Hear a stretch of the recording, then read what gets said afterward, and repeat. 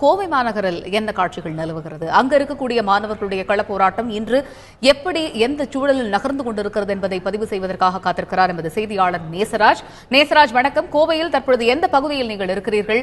அந்த பகுதியின் போராட்ட களத்தில் உள்ள மாணவர்கள் பதிவு செய்யக்கூடிய கருத்துக்கள் என்ன? கூடுதல் விவரங்கள் நேசராஜ். நாம் தற்போது கோவை வஉசி மைதானத்தில் இருக்கிறோம். இந்த வஉசி மைதானத்தில் மாணவர்கள் 3வது நாளாக ஜல்லிக்கட்டு போட்டி நடத்த வேண்டும் என வலியுறுத்தி 3வது நாளாக ஆர்ப்பாட்டம் நடத்தி வருகின்றனர். இன்றளவு இவர்கள் 2000 பேர் கூடியுள்ளனர். இவர்களுடைய ஒரே கோரிக்கையாக ஜல்லிக்கட்டு போட்டி நடத்தப்பட வேண்டும் எனவும் அதே போல பீட்டாவை இந்தியாவிலிருந்து வெளியேற்ற வேண்டும் என வலியுறுத்தி இவர்கள் போராட்டம் நடத்தி வருகின்றனர்.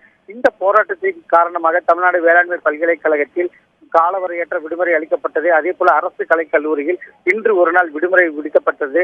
பல்வேறு கல்லூரி நிறுவனங்களிலும் விடுமுறை விடுக்கப்பட்டுள்ளது. தற்போது மாணவர்கள் அதிக அளவில் குவிந்து வருகின்றனர். தற்போது 2000 மாணவர்கள் உள்ளனர். தற்போது 1 மணி அளவில் கிட்டத்தட்ட 5000 மாணவர்கள் வருவார்கள் என எதிர்பார்க்கப்படுகிறது. தற்போது மாணவிகள் அதிக அளவில் பங்கேற்று வர்றாங்க. இதுல மாணவிகள் கையை உயர்த்தி தங்களுடைய எதிர்ப்பை காட்டி வருகின்றனர். ஜல்லிக்கட்டு போட்டி நடத்தப்பட வேண்டும் என்பதே இவர்களது முக்கியமான கோரிக்கையாக உள்ளது.